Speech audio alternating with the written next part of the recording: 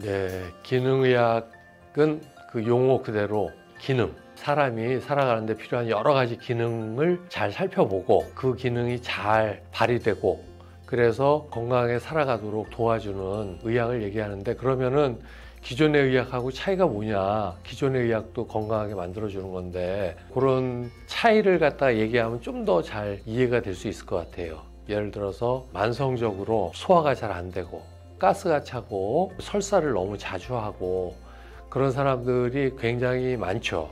기존의 의학적인 접근으로는 뭐 대장 내시경이나 위내시경이나 피검사 같은 걸 해서 특별한 이상이 발견되지 않으면 이상이 없다, 정상이니까 그대로 지내라 라든지, 기능이 떨어져 있는데 특별히 뭐 약으로 뭐 도와줄 거는 별로 없다, 이런 식으로 이제 끝나게 되죠.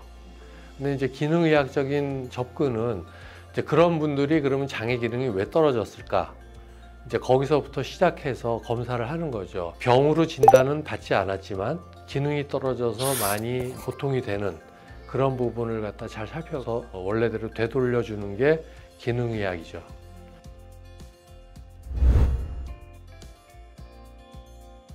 요새 기능의학의 중점이 우리 장내 환경, 우리 장의 기능, 그 장의 기능이 생각보다 우리 몸에 끼치는 영향이 크기 때문에, 그러니까 면역기관의 역할을 크게 하고 있어요. 장이 이상한 물질이나 세균이 들어오면 기억했다가 나중에 이제 우리 몸에 침투했을 때 적절하게 대응을 해서 없애는 그런 거를 면역기관이라고 하는데, 그런 기관의 역할도 하고 있죠.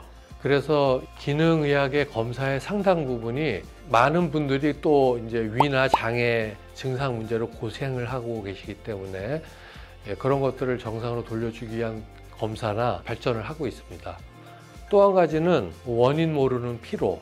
그러니까 병원에서 검사하면은 혈액 검사나 모든 검사상 특별한 이상이 없는데 피로를 느끼는 분들이 굉장히 많죠.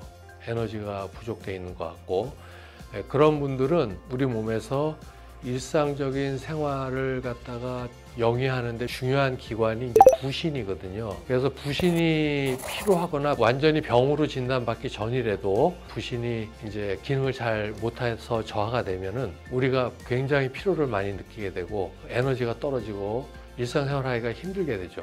그래서 많은 부신의 기능을 평가하고 그것을 도와주는 게 굉장히 중요해서 이 기능의학의 많은 부분이 장을 평가하고 장의 기능, 장내 미생물의 상태, 그다음에 우리가 먹으면은 장에서 알러지 반응이 일어나거나 이상 반응이 일어날 수 있는 것들을 검사하는 거, 그다음에 부신의 기능을 검사하는 거에 주로 초점이 맞춰져 있습니다.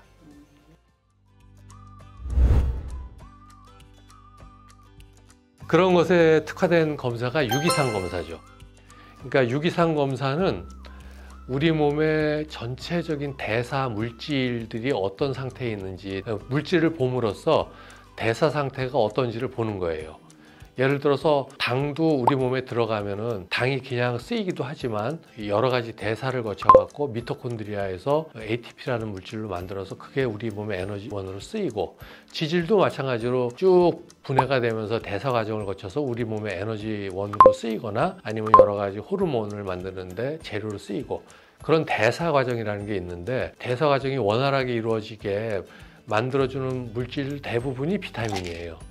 그래서 비타민이 부족하면은 대사가 원활하게 진행이 안 되죠. 그런 물질을 측정하면은 이 대사 과정에 어디가 문제가 있다는 걸 알 수 있죠. 그러면 그 과정에 문제가 있는 걸 알 수 있으면은 거기에 필요한 물질이, 필요한 비타민이 뭔지도 알 수 있고, 그 다음에 비타민뿐만 아니라 다른 희귀 물질들, 셀레늄이라든지 아연이라든지 뭐 이런 것들도 필요하기도 하거든요. 그래서 그런 게 어디가 부족하다는 게 검사를 통해서 다 알 수 있어요. 유기산 대사 검사의 결과로 나중에 종합적으로 어떠한 비타민이 좋다, 어떠한 성분을 드시라, 이게 나오게 돼 있습니다. 마지막에 요러한 영양제를 먹으라고 해서 용법까지 해서 다 나옵니다.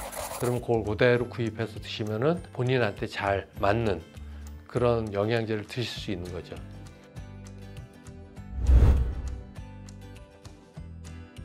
예, 우리 몸에 음식에 의해서 알러지를 일으키는 경우가 많죠. 근데 이제 음식에 의한 알러지는 알러지 반응은 크게 두 가지가 있어요. 하나는 IgE에 의해서 매게 되는 알러지 반응이 있고, 또 하나는 IgG에 의해서 매게 되는 이상 반응이 있는데, 그 이뮤노글로불린 E에 의해서 야기되는 것은 즉각적이에요.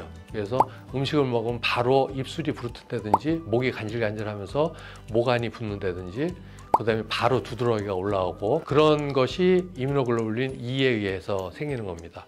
그 다음에 이뮤노글로불린 G에 의해서 생기는 반응은 늦게 나타나요.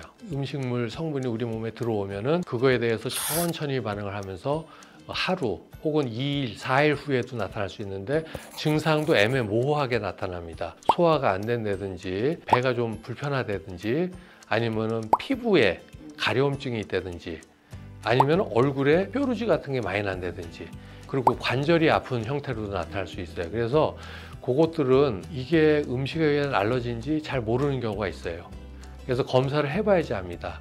그래서 외부 물질에 대한 이뮤노글로불린 E가 얼마나 많은지 보는 검사도 있고, 이뮤노글로불린 G가 얼마나 많은지 그걸 보는 검사도 있는데, 대략 이뮤노글로불린 G는 한 90여 가지 음식에 대해서 있는지를 보고요. 그 다음에 E는 약 한 30여 가지 음식, 그 다음에 음식 말고도 꽃가루, 그 다음에 짐승의 털, 풀, 나무 이런 거에 대해서도 반응이 있는지 검사를 합니다.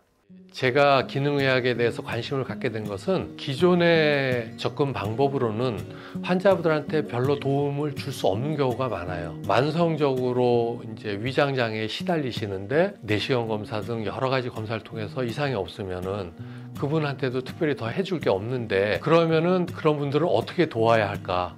어떤 것이 그분들한테 도움이 될까? 이런 고민에서 이제 기능의학에 대해서 관심을 갖게 됐고요. 이런 분들한테 다른 기능을 원활하게 하고 올려줌으로써 그 증상들이 좋아지고, 더 나아가서 전반적인 건강 상태를 회복하는 데 도움을 줄 수 있는 그런 것이 기능의학이라고 생각을 합니다.